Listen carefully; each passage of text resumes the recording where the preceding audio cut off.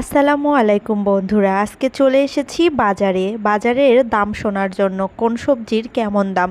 তো এসে তো একেবারে আহাম্মক হয়ে গিয়েছি। আমরা অবশ্য এখনও ক্যাশ আউট করিনি, আগে দেখব বাজারের কেমন কি দাম, তারপর হচ্ছে টাকা তুলবো অ্যাকাউন্ট থেকে। তো এরই মাঝে রাস্তায় চলতে চলতে দেখি এক মামা রাস্তার পাশে দুইটা গাছ পাকা পেঁপে নিয়ে দাঁড়িয়ে আছে।